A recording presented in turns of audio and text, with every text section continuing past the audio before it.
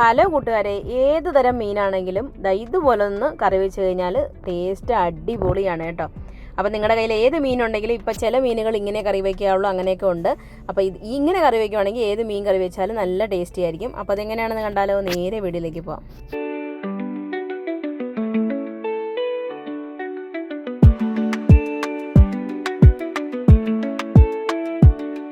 അപ്പോൾ അതിനായിട്ട് ഞാനിവിടെ ഒരു ചട്ടി ചൂടാക്കാൻ വേണ്ടി വെച്ചിട്ടുണ്ട്. അതിനുശേഷം ചട്ടി ചൂടായി വരുന്ന സമയത്ത് നമുക്ക് വെളിച്ചെണ്ണ ഒഴിച്ചു കൊടുക്കാം. വെളിച്ചെണ്ണ ഒന്ന് ചൂടായി വരുന്ന സമയത്ത് നമുക്ക് ആദ്യമേ തന്നെ 1 ടേബിൾ സ്പൂൺ ഇഞ്ചി അരിഞ്ഞത് ചേർത്ത് കൊടുക്കാം. പിന്നെ വേണ്ടത് 1 ടേബിൾ സ്പൂൺ വെളുത്തുള്ളിയാണ്.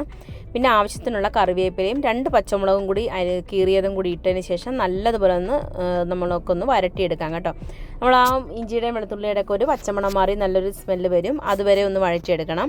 ഇനി നമുക്ക് അതിനകത്തേക്ക് പൊടികൾ ചേർത്ത് കൊടുക്കാം. 1/2 ടീസ്പൂൺ മഞ്ഞൾപ്പൊടി, 1/2 ടീസ്പൂൺ കാശ്മീരി മുളക് പൊടിയാണ് കേട്ടോ ചേർക്കുന്നത്. എരിവെള്ളം മുളക് പൊടി വേണമെങ്കിൽ ചേർത്ത് കൊടുക്കാം. അതിനുശേഷം അതിനകത്തേക്ക് ഞാനിപ്പോൾ ഇവിടെ ഒരു 1.5 കപ്പ് വെള്ളം ചേർത്ത് കൊടുക്കുന്നുണ്ട്. ഇനി നമുക്ക് ആ വെള്ളം ഒന്ന് തിളച്ച് വരണം. ഇനി അതിനകത്തേക്ക് ആവശ്യത്തിനുള്ള ഉപ്പും കൂടി ചേർത്ത് കൊടുത്തതിന് ശേഷം നമുക്ക് ഒന്നെങ്കിൽ അടച്ച് വെച്ചിട്ട് തിളപ്പിച്ചെടുക്കാം, അല്ലെങ്കിൽ തുറന്ന് വെച്ചാലും മതി കേട്ടോ. ഇതാ വെള്ളം നല്ലപോലെ തിളച്ച് വന്നിട്ടുണ്ട്. ഇനി നമുക്ക് അതിനകത്തേക്ക് മീൻ കഷ്ണങ്ങൾ ചേർത്ത് കൊടുക്കാം. ഞാനിപ്പോൾ ഇവിടെ മോതയാണ് കേട്ടോ എടുത്തിരിക്കുന്നത്.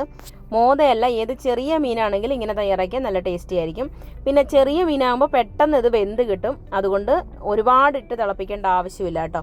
അപ്പോൾ അതാ മീൻ കഷ്ണങ്ങൾ ഇട്ട് കൊടുത്തിട്ടുണ്ട്. അതിനുശേഷം നമ്മളതൊന്ന് മുങ്ങിക്കിടക്കാൻ വേണ്ടി ഒന്ന് തവി വെച്ചിട്ട് ഒന്ന് ഇളക്കി കൊടുക്കുവാണേ. ഇനി നമുക്ക് ഇതിനകത്ത് കിടന്നുകൊണ്ട് നമ്മുടെ മീനൊന്ന് 1/4 ഭാഗം വേവാവണം. മീനൊക്കെ പെട്ടെന്ന് വെന്ത് തന്നെ കിട്ടും. ഒരു തിള വരുമ്പോൾ തന്നെ നമ്മുടെ മീനൊക്കെ വെന്ത് കിട്ടും കേട്ടോ. അപ്പോൾ അതാ ഒരു തിള വന്നപ്പോൾ തന്നെ ഞാനതിനകത്ത് മാങ്ങാ കഷ്ണങ്ങളാണ് കേട്ടോ ചേർത്ത് കൊടുക്കുന്നത്. മാങ്ങയ്ക്ക് പകരം നിങ്ങൾക്ക് ഇഷ്ടമില്ല എന്നുണ്ടെങ്കിൽ കുടംപുളി ചേർത്ത് കൊടുത്താലും മതി കേട്ടോ. അപ്പോൾ ഞാനിപ്പോൾ ഇവിടെ മാങ്ങാ കഷ്ണങ്ങൾ ചേർത്ത് കൊടുക്കുന്നുണ്ട്. മാങ്ങയും നമുക്കറിയാമല്ലോ പെട്ടെന്ന് വെന്ത് കിട്ടും. ചില മാങ്ങകൾ കുറച്ച് കട്ടിയായിരിക്കും, പക്ഷെ ഞാനിട്ടിരിക്കുന്നത് നല്ല കിളിച്ചുണ്ട മാങ്ങയാണ് കേട്ടോ. അത് പെട്ടെന്ന് തന്നെ വെന്ത് കിട്ടിയിട്ടുണ്ട്. നമ്മുടെ ആ മാങ്ങയും വെന്ത് കിട്ടിയിട്ടുണ്ട്.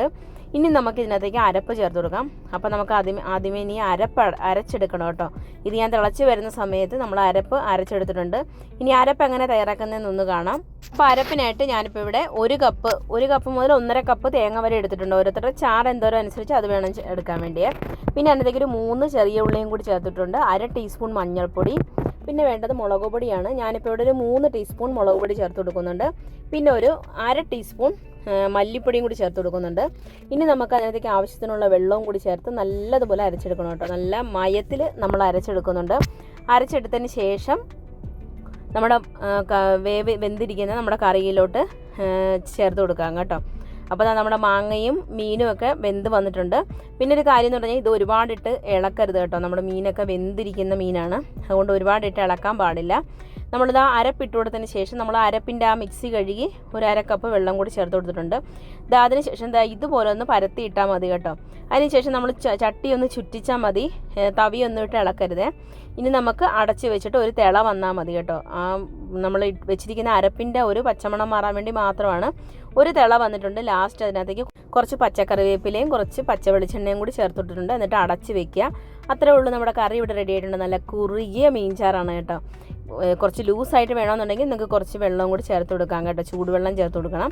അപ്പോൾ അത്രേ ഉള്ളൂ, നല്ല ടേസ്റ്റി ആയിട്ടുള്ള നമ്മുടെ മീൻകറി ഇവിടെ റെഡി ആയിട്ടുണ്ട്.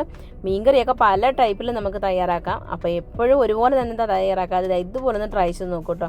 നല്ല ടേസ്റ്റിയാണ്. അപ്പോൾ ട്രൈ ചെയ്ത് നോക്കിയിട്ട് നിങ്ങൾ ഫീഡ്ബാക്ക് ഇടാൻ മറക്കരുത്. നമ്മുടെ ചാനൽ ഇതുവരെ സബ്സ്ക്രൈബ് ചെയ്യില്ലെങ്കിൽ ഒന്ന് സബ്സ്ക്രൈബ് ചെയ്യാൻ മറക്കരുത് കേട്ടോ. അപ്പോൾ പുതിയൊരു വീഡിയോ ആയിട്ട് വരുന്നതിന് വരെ താങ്ക്സ് ഫോർ വാച്ചിങ്.